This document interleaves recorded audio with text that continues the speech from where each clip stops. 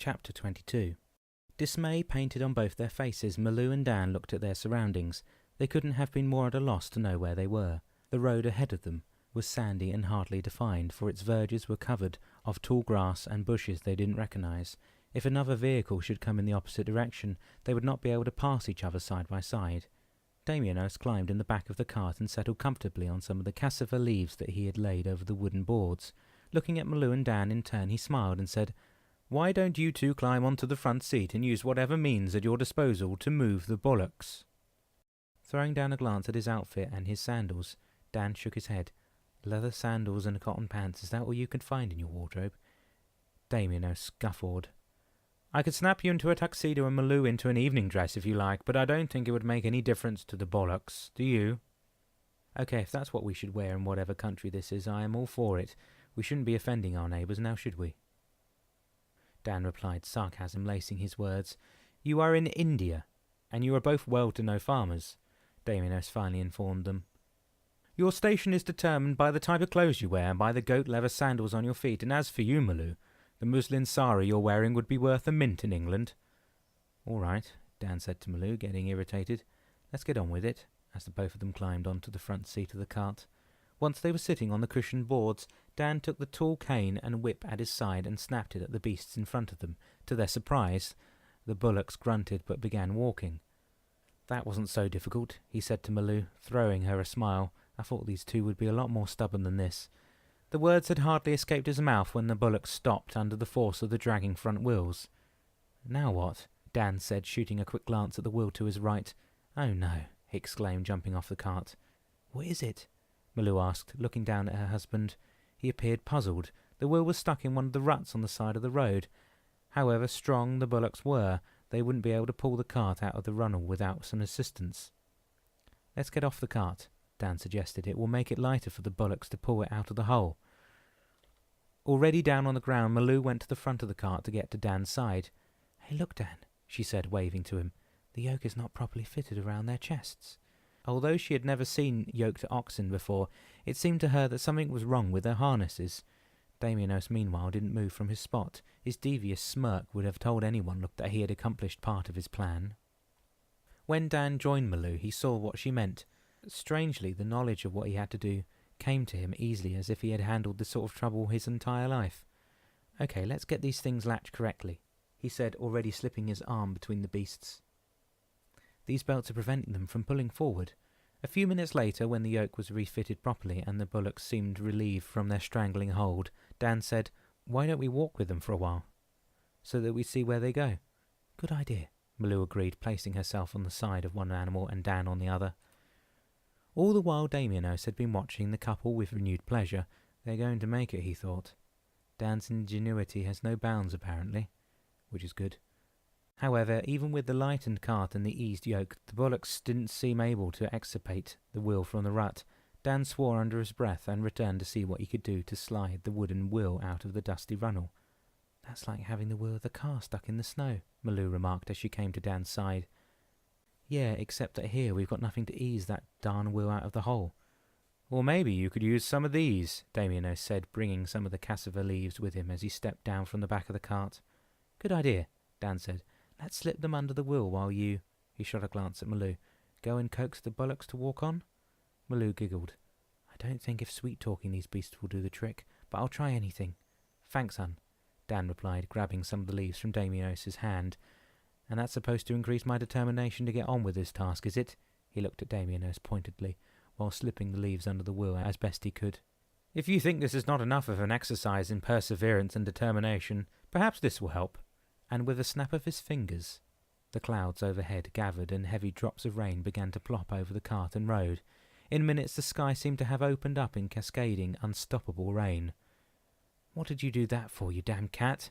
Dan shouted as he, Malou and Damianos took refuge under the back of the cart. "Well, as they say, watch what you ask for," Damianos replied, chuckling. Okay, Damianos, let's stop this monsoon and see if we can move the cart, shall we?" At this point, Malou noticed that Dan seemed very calm and in full control of his emotions. He would have screamed and thrashed about if this were to happen before his accident. Maybe the lessons from the book were lessons learned, she thought. "Okay, if you think the ground is soaked enough to have the wheel slip easily out of the runnel, I'll stop it," Damiano said, throwing Dan a querying glance. Wait a little minute. Just wait. Hold on, Dan retorted, sliding from under the cart and running to the front wheel. Okay, let's get this show on the road, he yelled to Malou. I think they're going to be able to move this cart now. Almost as soon as Malou and Damianos came out of their refuge, the rain stopped abruptly. Although wet to the bones and looking like the proverbial drowned rats, the both of them smiled at Damianos. He had known what would have helped them. Thanks, you old fart, Dan shouted to him as both he and Malou regained their seat at the front of the cart. My pleasure, Damianos shouted as he climbed aboard once again. The corrected fitted yoke and the softened ground releasing the wool from its now muddy rut had done the trick. They were on their way. How far is the market from here? Dan shouted to Damianos a few minutes later. How long do we have to drive this thing before we get there? You sound like a child impatient to reach his destination, Damianos replied, raising his voice to be heard. Never mind that, Dan snapped. Just answer the question, he demanded. May I remind you of your last 3 tasks, especially the last one? Yeah, I've got to arm myself of impatience, accept my situation, and tolerate whatever or whoever is beside me. He shot Damianos a dirty glance over his shoulder. But all that would be much easier if you answered my question. There is no doubt that many things in life would be much easier if you always received the answers you desired, but in this case, I will not give you the pleasure. You will discover the answer to your question soon enough, Damianos retorted sternly. As they reached a bend in the road, they saw something that arrested their attention. A long line of 15 to 20 young women were walking toward them with heavy loads of what looked like firewood piled atop of each of their heads. They were wet from the recent downpour and looked terribly frail to being able to stand the weight of their burdens. Malou's heart sank. They look like they haven't eaten in days, she said, averting her gaze from the poor creatures.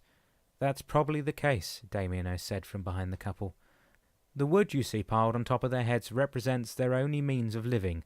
They will sell their harvest to the nearest grocer and buy rice, fish, and condiments for their children. What about their husbands? Dan asked. Shouldn't he be the one fetching the wood and earning a living in these parts? Well, you see, Dan, different beliefs bring different customs and traditions. In southern India, men are frequently out of work, and when they do work, often their money is spent in drowning their sorrow in alcohol. That's disgusting, Malou said, audibly offended at the thought of these women working their lives away while their mates drank their health and well-being at the nearest watering hole. Noticing that the cart and the women wouldn't be able to pass one another at the same time, Dan pulled on the reins to stop the bullocks. When they halted in the middle of the road and he was satisfied that the wheels of the cart had remained well inside the ruts, Dan stepped down, went to the bullocks and led them across the right-hand runnel, thus providing a space wide enough for the women to walk past unhindered. All of them trotting at a steady pace, some of the women smiled or waved a hand to thank Dan for moving the cart away from their path. Malou returned the smile and waved back. She felt pity, but knew that she couldn't do anything to help any of them. All of this was occurring in their imagination after all, she reminded herself and shook her head. Once all of the women had passed and were on their way, Dan returned the cart onto the middle of the road and climbed atop the driver's seat, smiling at Malou as he did. I think your compassionate behaviour is worthy of note, Dan, Damianos remarked. I will keep that in mind for future reference. Was compassion or being compassionate another one of our tasks by chance? Malou asked. Since I'm not authorised to read the book, as you well know, Damianos replied, I wouldn't be able to answer your question, Malou, but let me say that it wouldn't be beyond the realm of possibilities. Have you assisted many souls this way? Dan ventured. I have tried, but have not succeeded in every case. You see, some people are more stubborn than they are determined, and since stubbornness often engenders frustration, as we discussed before taking this trip, I would have to admit that some of my charges were unable to make the break. What about obsession? Malou asked. Wouldn't it be more destructive than stubbornness? Obsession is an entirely different form of behaviour. It requires an individual to surrender to his or her desires, whatever these desires may be. If you are obsessed with your work, it can be detrimental to your success. But if you are passionate about what you do, then your success will probably be near at hand. If you have the right amount of determination to accomplish the task, Dan added. Exactly, and yet determination should not be confused with perseverance. A couple of hours later, which had been spent mostly in silence, they arrived at the market. This was a sight to behold, a buzz with the sound of the raised voices of the bartering fellows who were buying and selling their produce. The people walking amid the many, many stalls seemed totally oblivious to the bustle surrounding them, except for 2 people, Solangi and Damien. They were waiting for the trio and their cart to park near the beach, where quite a few fishing boats seemed to have been abandoned to their moorings while their skippers were walking the market aisles or offering their catches to the eager buyers. Again dressed for the circumstances, Solangi with a beautiful white sari and Damien in a white suit, they seemed to radiate in the noon sun. "Hello, you two," Solangi said, waving to Dan and Malou as they came down from their perch. "How was the trip?" "Interesting," was Dan's one-word answer. "I think we should thank Damienos for bringing us to our destination safely," Malou said, approaching the ghostly couple. "Come on, Damienos," Dan shouted. "It's about time you woke up." At these words he turned to look at the back of the cart where their cat had been sleeping for the last part of the trip. He wasn't there.